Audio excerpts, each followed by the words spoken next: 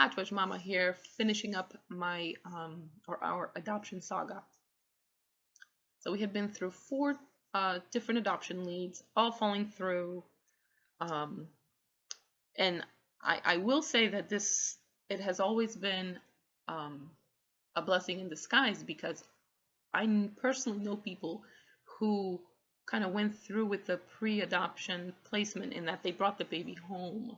They had the nursery set up, right? They started parenting, and then the first parents changed their minds, or whatever other reason, something happened, and then they had to return the baby back to the biological family. That I don't envy anybody. Okay, so I will say that as difficult as our fall throughs were, nothing compared to what some other people I know have had to deal with.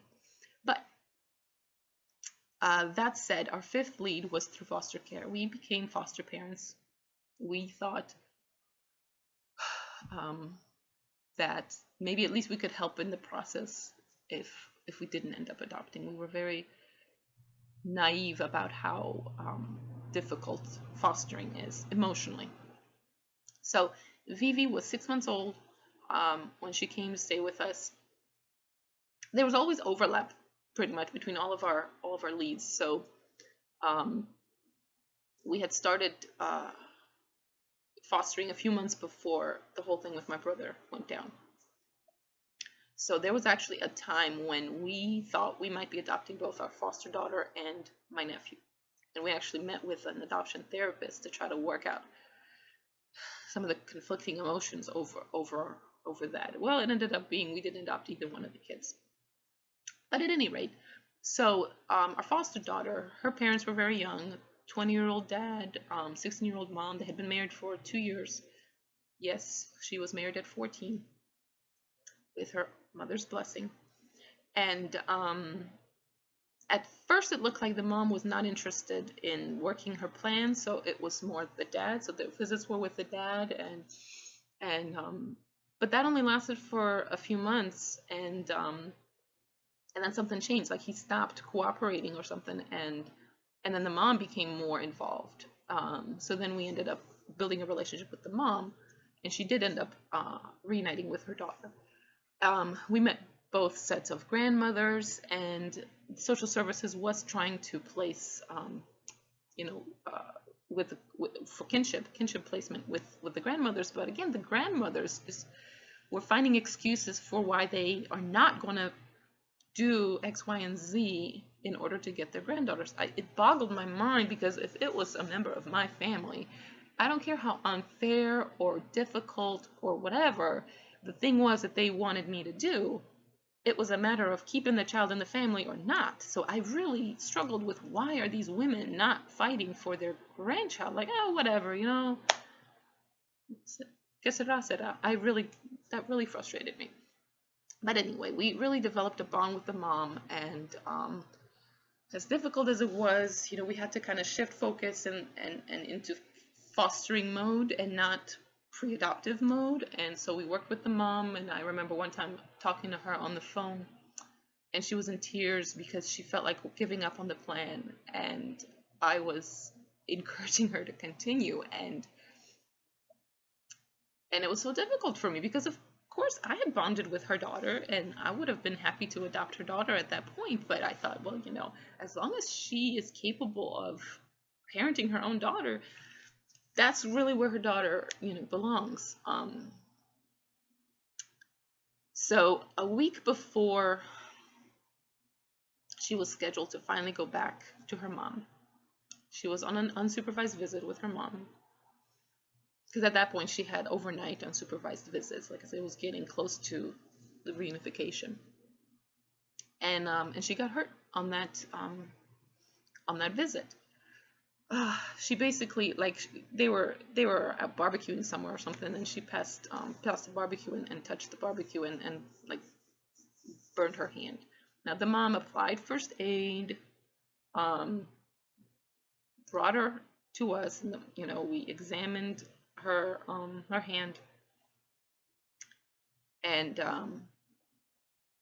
The next day when I took her to daycare, I asked the daycare worker, I thought, look, she had already received first aid. They were already, it seemed like they were already trying to find reasons to keep extending Vivi's stay in foster care, because the judge, every time we went to the hearing, the judge would roll his eyes and say, you're just making stuff up. You're just exaggerating this. You just, like, just send her back home. Like, the judge did not um, want to keep Vivi in foster care. And so we asked the daycare uh, director, like, do we need to go to the doctor with her? I mean, she's already received first aid. To my common sense knowledge, like, if this had been my child and my responsibility, I would not have taken her to the doctor at that point. She got hurt. She received the care that I felt that she needed. That was the end of the story. That was where I made the mistake, because we had physical custody, not legal custody. So those decisions were not ours to make, as it turns out. So the very next day, Vivi was removed from our home, and that was absolutely devastating, because we had worked so hard to try to make the transition back to moms as smooth as possible. And we talked about her routine, and so that her mom would know what her routine is, so she could start it off with the same routine, and what she liked and what she didn't like. And it was just seemed so unfair that we thought we were doing everything in the best interest of Vivi, and here comes social services with their little bureaucratic technicalities, and they like to call wolf everything is abuse. Every little thing, they call it abuse. And once you get labeled like that, people are afraid of siding with the wrong person. It's just the child is always right, or the child's I don't know where I'm going with this, but I was just so flabbergasted with the way that situation was handled. We were just absolutely fuming, especially since Vivi ended up spending an extra month in foster care in 2 different foster homes, where she got bitten by another child, because the mom had sent me a picture to show me she had a scar on her shoulder blade. So she was safe with us, and yet they ended up taking her and putting her in what ended up being an unsafe environment. Thank God that at the end of that month, the judge finally said enough. She's going back home, and she went home with mom, and that was the end of that. Thank goodness. But that was just an awful, awful experience, and we said we will never foster again. That is not how you treat somebody that's trying to do the right thing for the child. I mean, it's one thing to, it just, I think there was a lot of cultural miscommunication. This was a Hispanic family. There's certain things that are taken for granted that are just a cultural misunderstanding about, like appropriate care, I guess, given to, not care, but like supervision, right? Appropriate supervision, for instance. And that's what kind of started the whole thing, that there was a misunderstanding, or not a misunderstanding, but a cultural difference as far as what's considered appropriate supervision for a child this age. But at any rate, so we said we're never going to foster again. That was just incredibly painful, and it really showed how, how you try to do the right thing for the child, and there's a power that be in child protective services and social services that disagrees, and we disagreed with what their decisions were. We thought that they were making decisions that were not in the best interest of the child, and yet it was not our child to make those decisions. So it was just incredibly frustrating. At any rate, Vivi lived with us for 10 months, for almost a year. Now, I know that there are foster parents who spend years with their foster children, and their foster kids go back home. And I cannot even imagine how difficult that must be. So, again, counting my blessings that it was a one-time situation, that it was only 10 months, but never again. So foster care was out, and I was so incredibly devastated, because our whole house was full of baby stuff, and it was like a death. You have a baby in your home one moment, and then you don't. Um, so I took a sabbatical the following semester and joined my husband on his TDY in Germany for a few months, and that was a godsend. That really helped me refocus and kind of get back to a life without any reminders of having had a baby in the house. And so when we got back, we decided to bite the bullet, forget it.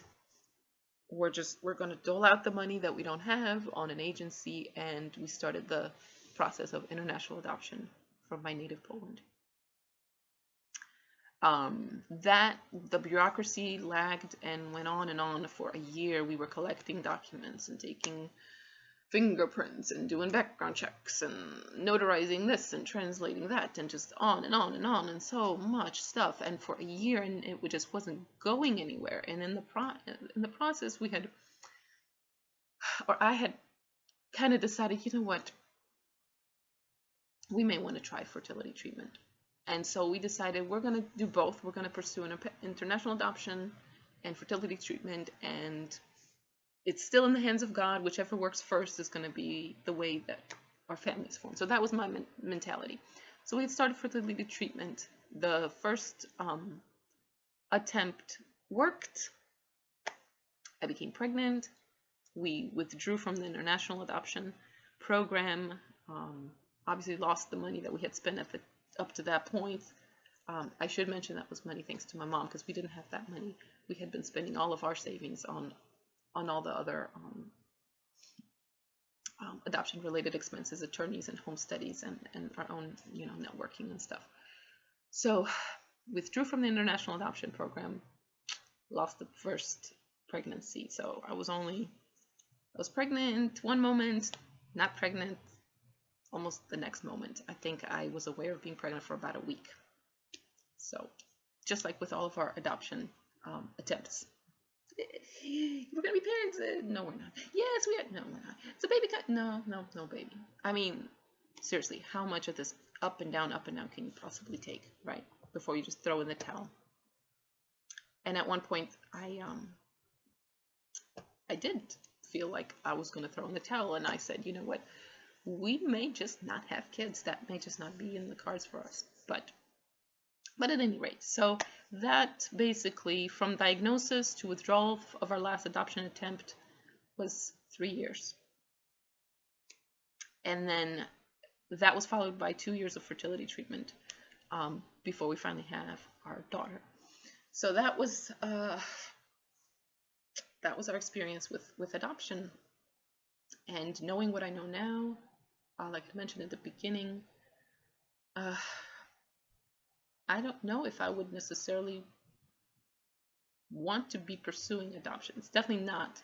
If anybody says, oh, just adopt, if you can't have kids, just adopt, that's wrong on so many levels. It's wrong to say from the adoptive parent perspective, or from the potential parent perspective, but it's also wrong to say from the adoptee perspective. But like I said, my focus here is from the adoptive parent. But there's nothing easy or nonchalant about adoption. And I hope that, some of the circumstances that I shared with you with the different leads that fell through, could see the kind of drama going on in these people's lives, that they have a baby, but they're not sure, or they don't have the resources in place to properly care for that baby, and it's anybody's guess really what is in the best interest of the child, depending on what the parents or the family is willing to do. But at any rate, so that's why I do still care about adoption. I do still read up on adoption. I'm still very much interested in the subject, and especially from the perspective of adoptees. Now that I've removed myself really from the position of a potential adoptive parent, I feel like I can approach the subject a little more objectively, and I really side with the adoptees, and it would seem that that should be a given in adoption, in the adoption industry, that whatever is truly in the best interest of the potential adoptees or actual adoptees would be what's acted upon. But unfortunately, it's not. It's wherever the money is, and the money is with the adoptive parents. So anyway, that has been on my mind lately, and I really wanted to share. I didn't realize it would take this much time, but I didn't want to, I wanted to share some of the details and some of the hardship that went into all of that. I'm glad that it's behind us. I'm glad that I've gone through it. I feel like I'm a stronger person for having tried to adopt independently, having tried to adopt from foster care, having fostered, having tried to adopt internationally, having tried to adopt by a kinship placement. I mean, I forgot to mention, when we had our foster daughter, at one point we offered to adopt both the foster daughter and her mom. Like, we talked to her mom and said, look, you're only 16, we can adopt you and your daughter, and you can be on our health insurance plan, you can have a place to live, you can, I mean, so we tried adult adoption, we've tried every which kind of adoption, right, that there is. So I definitely, even though I'm not an adoptive mom, that is still something that's going to be with me for the rest of my life.